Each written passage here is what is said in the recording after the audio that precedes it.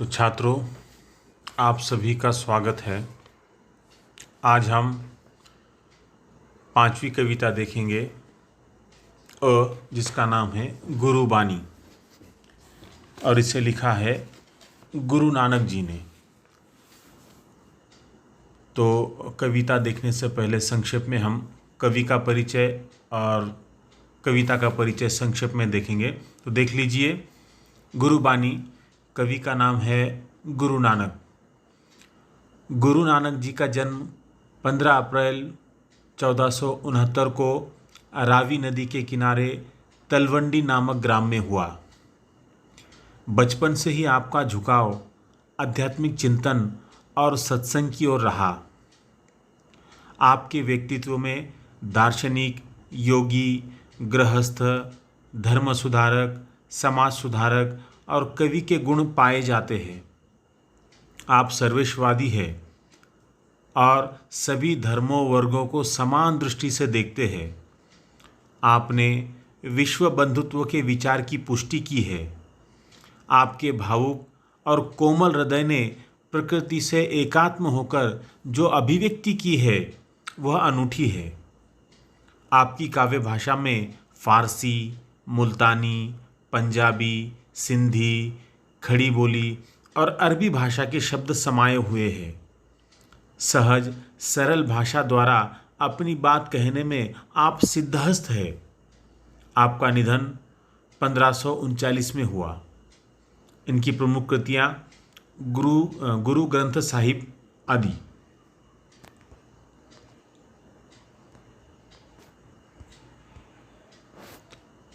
अब देख लीजिए, ये जो कविता हम देखने वाले हैं ये कौन सी विधा है। विधा परिचय देख लीजिए। पद, ये जो है कविता लिखी हुई है ये पदों में लिखी हुई है। अब पद क्या होते हैं? पद काव्य रचना की एक गेय शैली है। इसके विकास का मूल स्रोत लोकगीतों की परंपरा ही माना जा सकता। हिंदी पद शैली में विभिन्न छंदों का प्रयोग अनेक निश्चित रूपों में हुआ है। हिंदी साहित्य में पद शैली की दो निश्चित परंपराएं मिलती है, एक संतों की सबद और दूसरी कृष्ण भक्तों की परंपरा। अब ये होगा कवि का परिचय और विधा परिचय। अब इस कविता में हम क्या देखने वाले हैं, कवि ने इस कविता में क्या बताया है, इसकी संक्षिप्त जानकारी देख लीजिए। प्रस्तुत दोहों तथा पदों में गुरु नानक ने गुरु की महिमा, कर्म की महानता, सच्ची शिक्षा आदि विषयों पर अपने विचार व्यक्त किए हैं। मनुष्य के जीवन को उदात्त और चरित्रवान बनाने में गुरु का मार्गदर्शन, मनुष्य के उत्तम कार्य और सच्ची शिक्षा का बहुत बड़ा योगदान रहता है। गुरु द्वारा दिया जाने वाला ज्ञान ही शिष्य की सबसे बड़ी पूंजी है। संसार मनुष्य के जाति का नहीं अपितु उसके उत्तम कर्मों का सम्मान करता है। मनुष्य का श्रेष्ठत्व उसके अच्छे कर्मों से सिद्ध होता है, न कि उसकी जाति अथवा वर्ग से। गुरु नानक ने कर्मकांड और बाह्याडंबर का घोर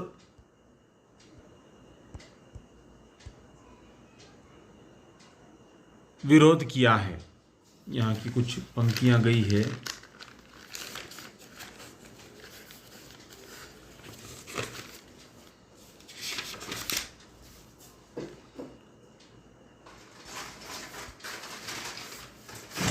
देख लीजिए, पहला पद आपके सामने है, मैं पढ़ता हूँ।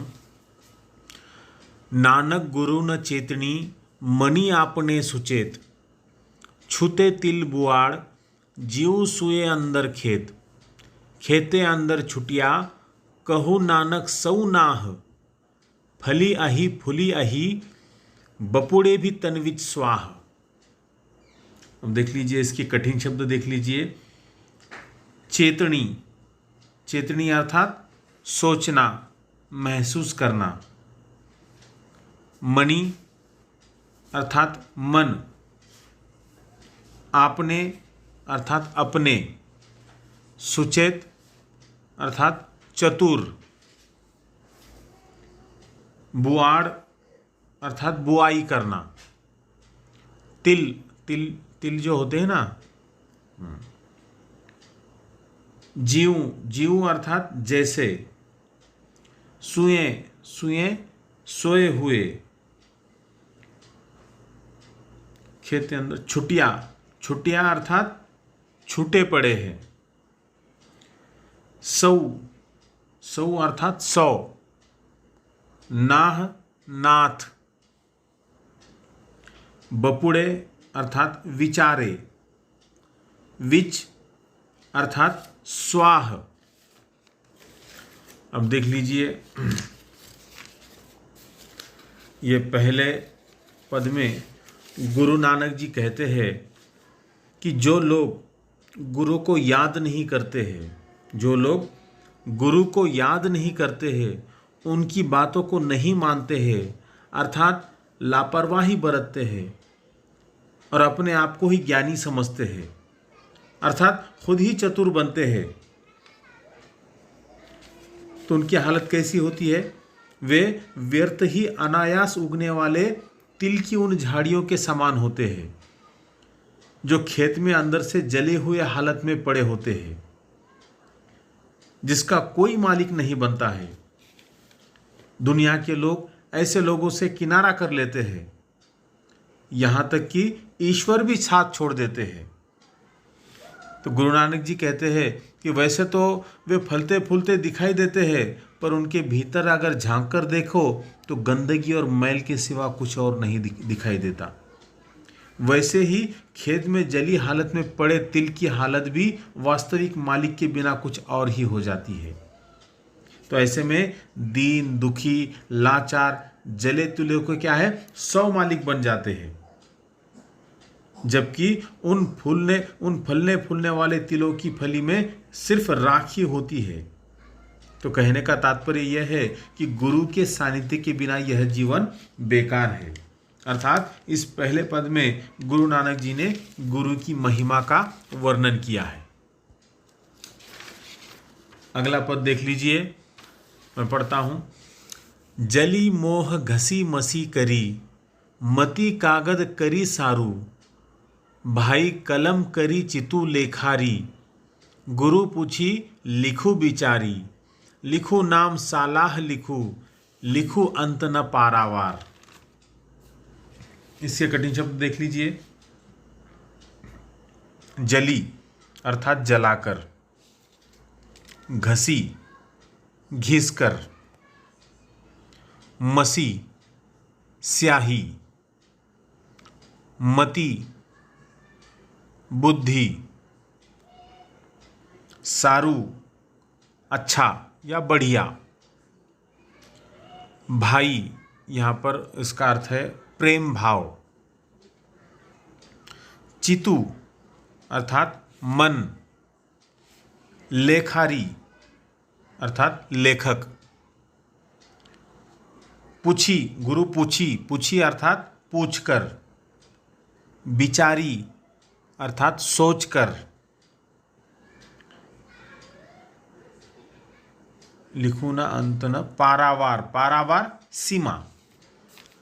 अब देख लीजिए, यहाँ पर कवि कहते हैं कि जली मोह घसी मसी करी, अर्थात यहाँ पर गुरु नानक जी कहते हैं कि मोह या माया को जलाकर उसे घिसकर स्याही बना लो।